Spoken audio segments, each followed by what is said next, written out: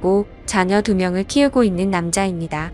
처음 제 아내를 만나게 된 건 제가 29살 때입니다. 재수를 하는 바람에 늦게 대학교를 졸업을 했고 저는 생애 첫 회사를 다니고 있었습니다. 그때 당시 아내는 회사에서 비품과 영수증 관리를 도맡아 하던 계약직 사원이었죠. 그런데 어느 날부터인가 아내는 저에게 자꾸만 마실 거를 건네주는가 하며 퇴근하면 자신이 맛있는 걸 사주겠다고 말을 걸었었죠. 하지만 그때 당시 저는 만나고 있는 여자친구가 있어서 정중하게 거절을 했죠. 그렇게 시간은 빠르게 지나가던 어느 날이었습니다. 여자친구의 생일이 하루 앞으로 다가왔고 저는 몰래 이벤트를 준비하려고 여자친구의 원룸 자취방으로 찾아갔습니다. 그날은 여자친구가 친구들과 생일 파티를 하고 들어온다고 했기에 아무런 생각도 없이 비밀번호를 누르고 들어갔는데 여자친구는 어떤 남자와 단둘이서 바람을 피우고 있더군요. 저는 평소에 자존심이 너무 센 성격이었기에 그냥 별말 없이 준비했던 선물을 집 안으로 집어 던지고는 뒤돌아서서 나와버렸습니다. 뒤에서 여자친구의 목소리가 들렸지만 저는 돌아보지 않았습니다. 정말 서로 좋아했고 충격적인 그 상황에 힘들지 않았다면 거짓말이겠죠.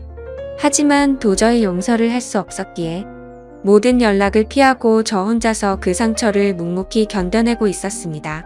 그런데 제가 그렇게 힘든 걸 아는지 모르는지 계약직 사원이었던 아내는 제게 매일같이 호감을 표시하더라고요. 사실 저는 아내에게 관심이 없었습니다. 외모는 평범하면서도 귀여운 편에 속했지만 여자에 대해 진절머리가 났던 상태였습니다. 하지만 아무리 거절을 해도 계속해서 제게 달라붙길래 그냥 퇴근하고 술이나 한잔 하자고 말하게 되었죠. 그날 얘기를 들어보니 아내는 가정 환경이 썩 좋지가 않았습니다. 돈을 벌어서 혼자 계시는 어머님과 어린 남동생의 뒷바라지를 하고 있다더군요. 물론 저보다 어린 나이에 기특하게 열심히 사는 모습이 좋아 보였지만 그저 그런 마음일 뿐 아내에게는 전혀 마음이 가지가 않았습니다. 그렇게 퇴근 후 술을 마시는 게 몇 번이 반복되다 보니 점점 외로워져서 정신을 놓은 건지 아내와 함께 시간을 보내게 되었습니다. 사실 그날 이후로 사귄다고 말만 하지 않았을 뿐 다른 연인들처럼 데이트도 하고 사귀는 것과 다름이 없었죠. 그렇게 몇 개월을 지내다 보니 새벽녘에 전 여자친구에게서 연락이 오더군요. 사실 시간도 많이 지나게 되어서인지 별로 대수롭지 않게 생각을 하게 되었고 결국에는 헤어졌던 여자친구와 다시 만남을 가지기로 했었습니다. 그로 인해 퇴근 후 데이트를 하던 아내에게는 이제 서로 신경 쓰지 말고 남남처럼 그냥 지내자라고 말을 해버렸습니다. 하지만 다시 만났던 여자친구와는 며칠도 채 가지 못해서 다시 끝이 나고 말았죠. 처음에는 대수롭지 않게 생각했지만 만나면 만날수록 그때 있었던 일이 자꾸만 떠오르더군요. 더 오래 만나다가는 제게 일처증이 생겨나 버릴 것 같고 상상만 해도 견딜 수가 없어서 또 다시 헤어짐을 선택하게 됐습니다. 그러던 중 저녁 늦게 지금의 아내에게서 갑자기 연락이 왔습니다. 한참을 아무 말 없이 망설이더니 임신을 했다고 말하더라고요. 사실 그때 그 이야기를 들었을 때는 많은 생각이 들었죠. 정말 임신을 한 게 맞는 건가? 나를 붙잡으려고 지어낸 이야기가 아닐까라고 생각도 했고 별의별 생각이 다 들었습니다. 저는 다시 한번 확실하냐고 물었더니 확실하다고 하더라고요. 솔직히 그때 당시 아내에게는 정말 몹쓸 짓을 많이 했습니다. 물론 어린 나이는 아니었지만 갑작스러운 상황에 어떻게 이걸 해결해야 할지 몰라 저는 무작정 아내를 무시하기 시작했습니다. 정말 지금 생각해봐도 제가 너무 무책임하기 짝이 없었습니다. 매일같이 울고 불며 이야기를 했지만 저는 끝끝내 아무 말도 하지 않고 모르쇠로 일관했었으니까요. 그리고 눈물만 뚝뚝 흘리는 어린 아내에게 따뜻한 말 한마디도 한 적이 없었습니다. 그렇게 시간은 지나갔고 아내는 마침 계약직 날짜가 종료되어서 회사에 더 이상 나오지 않게 되었습니다. 솔직히 그때는 저도 모르게 안도감이 먼저 들더군요. 이제는 가시방석에 앉아 있을 필요도 없겠구나 하면서 말이죠. 정말 지금 생각해도 저는 천하의 나쁜 놈이었습니다. 아무튼 그날이 있고 나서는 멘탈이 제대로 잡혀지지가 않았죠. 그러다 어느 날 친형과 술을 먹게 되었습니다. 이런저런 이야기를 나누다 결국 지금까지 있었던 모든 이야기를 털어놓게 되었습니다. 당연히 친형은 제게 욕부터 하더라고요. 결국에는 부모님 귀에까지 들어가게 되었습니다. 집에서는 난리가 났었죠. 아버지께서는 남의 자식 망쳐놓고 뭐 좋은 일 있다고 매일같이 술이나 마시고 다니냐고 엄청 화가 나셨습니다. 어머니와 친형까지 저의 행동에 엄청나게 비난을 했었고 부모님께서는 집에 한번 데리고 오라고 하셨고 저는 또 모르쇠로 일관했습니다.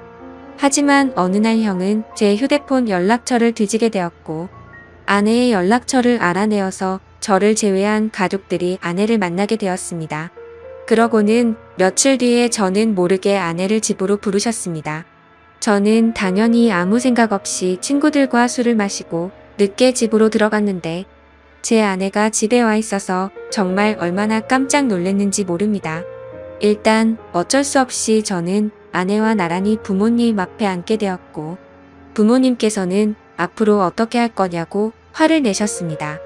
저는 그냥 술김에 짜증도 나고 이 상황을 빨리 벗어나고 싶은 마음이 컸습니다. 그래서 홧김에 저는 그냥 결혼할 테니까 더 이상 좀 그만하라고 앞으로 이 문제로 왈가불가 하지 말아 달라고 말했습니다. 솔직히 홧김에 그런 말을 하긴 했지만 당연히 그때 당시 저는 이 말을 한다고 해서 정말 결혼할 생각은 없었습니다. 부모님 역시 그러라고 말씀하실 일은 절대 없다는 확신에 차서 한 말이었죠. 하지만 예상외로 아버지께서는 그때 그 자리에서 또박또박 말씀하시더군요. 그러면 지금 처자분 부모님이랑 조만간 만나서 이야기를 하고 싶으니 부모님이 시간 되실 때 자리를 한번 마련해보자고 하시더군요. 이때 당시도 설마라는 생각을 가지고 있었고 술에 취해서 그냥 대충 상황을 정리하고 얼른 일어나서 제 방으로 들어가 버렸습니다. 그렇게 아내는 집으로 돌아갔고 저는 술이 점점 더 올라오더니 제게 말도 없이 집에 찾아온 게 너무 화가 나더라고요. 그래서 새벽 늦은 시간에 전화를 걸었습니다. 차마 입에 담을 수 없는 욕이란 욕을 다 하면서 막말을 엄청 쏟아냈습니다. 아내는 저희 부모님이 비밀로 하라고 해서 미리 말 못했다며 그저 미안하다고 울기만 하더라고요. 아무튼 그날 이후로는 부모님과도 말을 하지 않았습니다. 그러자 부모님께서도 저를 없는 사람 취급하시더군요. 그러다가 며칠이 지나서 친형이 제게 얘기 좀 하자고 부르더군요. 무슨 일인가 싶어서 형과 이야기를 하는데 오늘 부모님께서 아내분 어머님을 만나 뵙고 왔다는 이야기를 제게 해주더라고요. 오늘 가보니 그쪽 상황이 많이 힘든 걸 알게 되었답니다. 얘기를 해보니 아내가 벌던 돈들은 전부 처가댁의 장모님과 처남의 생활비로 다 들어갔었고 지금까지 아내가 모아놓은 돈도 없다고 말하더군요.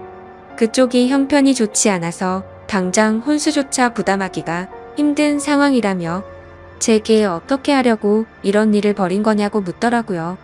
저는 그 말을 듣고 속으로 만세를 불렀습니다. 이제 부모님께서도 이 결혼을 포기하시겠구나라는 생각이 들었던 거죠. 그리고 그때 당시에 저도 취직을 한 지 얼마 되지 않았었기에 모아둔 돈이라고는 고작 1,000만 원가량 밖에 없었거든요. 하지만 보수적인 성격이었던 저희 부모님은 고집을 꺾지 않으셨습니다. 결혼식이야 가족끼리 조촐하게 치르면 되는 거고 집 문제야 본가에서 같이 살면 다 해결되는 문제니 뭐가 문제냐며 제 기대를 꺾어버리셨습니다. 결국 순식간에 결혼 날짜를 잡게 되었고 일정대로 척척 진행이 되더군요. 저는 그때부터 너무 당황했고 속이 타들어갔습니다. 그렇게 좋아하지도 않았던 여자랑 결혼을 해서 평생을 함께할 생각에 암담하더군요. 그리고 부모님의 고집만 내세우니까 점점 화가 나서 크게 대들기도 했습니다. 제 앞으로의 인생이 달린 문제인데 왜 이렇게 무책임하게 진행하냐고 화를 냈죠.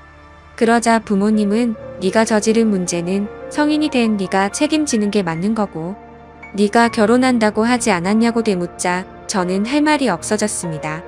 그냥 그때 당시에는 모두가 저를 망치게 만들려고 하는 것만 같아서 사소한 거 하나하나 다 마음에 들지 않았고 고슴도치처럼 모든 게 날이 서서 삐뚤게 느껴졌습니다. 아내에게도 못된 말을 계속했습니다.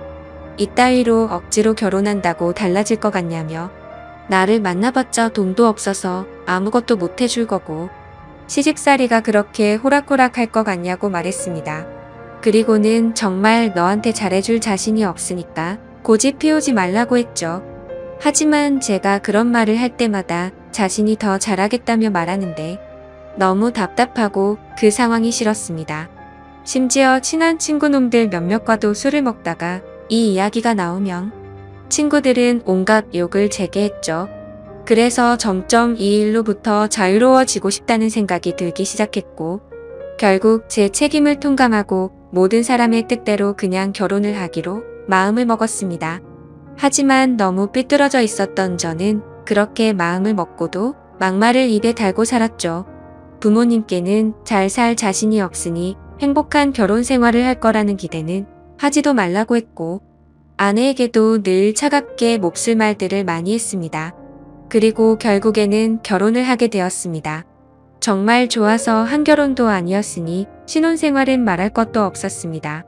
신혼여행은 해외여행은 커녕 국내에 있는 흔한 여행지로 갔습니다. 심지어 그곳에 가서도 아내는 내팽겨쳐두고 혼자서 이곳 저곳 돌아다녔고 거의 말도 하지 않았습니다.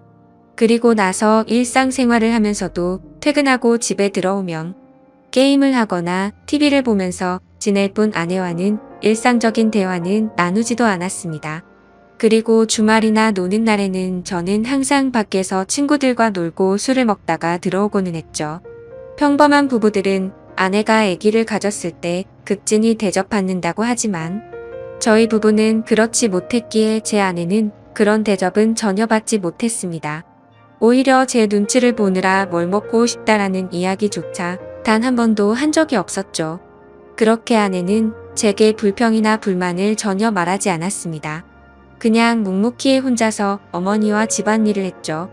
하지만 저도 사람인지라 마음이 안 좋을 때도 있었지만 자존심이 쓸데없이 너무 강한 나머지 그러게 내 말 듣지라는 생각으로 그냥 그러려니 하고 넘어갔습니다. 그러다 어느 날 새벽에 예정보다 진통이 일찍 와서 정신없이 산부인과로 향했습니다. 그런데 남들과 달리 하루가 꼬박 넘어가게도 출산이 되지 않아서 슬슬 걱정이 되었지만 결국에는 고생 끝에 어렵게 출산을 하게 되었습니다. 출산 후 지쳐 누워있는 아내를 보고 있는데 저도 모르게 갑자기 울컥해서 눈물이 나더군요. 힘없이 늘어져 있는 모습에 뭔가 모를 마음이 들었죠. 하지만 쓸데없는 자존심에 그 눈물조차 보이기 싫어서 그냥 문 밖으로 나가버렸습니다. 그날 장모님과 처남이 아내의 손을 꼭 잡고 있을 때도 저는 아내의 손을 잡기조차 겁이 나더라고요. 제가 무슨 자격이 있어서 그 손을 잡을 수 있을지 그냥 무심한 척 수고했다는 말 한마디를 남기고는 그렇게 나왔습니다.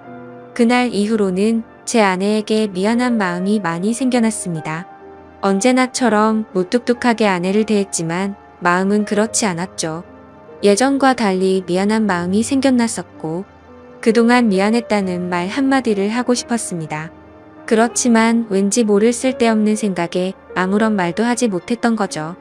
그러다 어느 날 제 어머니께서 간이 좋지 않으셔서 계속 정기 검진을 받고 계셨는데 결국에는 이게 점점 상황이 악화되었습니다. 병원에 입원하셨을 때 친형과 어머니 그리고 아내가 번갈아 가면서 병실을 지켰습니다. 전 휴일에만 병실을 지켰고요. 자녀를 낳아서 키우고 계신 분들은 아마 아실 겁니다. 새벽이고 낮이고 아이가 잠도 안 들고 울고 할 때마다 아내는 잠이 들지 못했습니다. 그렇다고 제가 애를 봐주고 하지도 않았으니까요. 그렇게 잠도 제대로 못 자고 병실에서 간호를 했으니 그 피곤함은 말로 표현할 수가 없을 거란 거 잘 알고 있었습니다. 그런데 그때조차도 따뜻한 말 한마디 하지 않았습니다. 병실에 있던 다른 분들조차 며느리가 진짜 효녀라며 저한테 장가 잘 갔다는 칭찬을 할 때도 아무런 말도 하지 못했습니다. 입이 두 개라도 할 말이 없는 건 당연했던 거죠. 다행히 수술은 잘 되었고 어머니께서 퇴원하시기 전까지 아내는 그렇게 육아와 병간호를 했습니다. 어머니가 몸이 괜찮아지시고 집에 오셨을 때 부모님께서 물려받은 땅을 팔았다며 1억 5천만 원을 주셨습니다. 근처 전세라도 얻어서 이제 분가라고 하시더라고요. 아내는 한사코 괜찮다고 말하는데 저는 그러자고 했습니다. 사실 이때 그러자고 말을 한 건 아내에게 미안한 마음이 너무 커서였습니다. 아무래도 시부모님이랑 같이 사는 것보다는 그래도 무뚝뚝한 남편일지라도 아들과 셋이서 사는 게 나을 거라고 생각했죠. 부모님은 당연히 그렇게 하라고 하셨고 아파트로 전세를 하나 구해서 분가를 했습니다.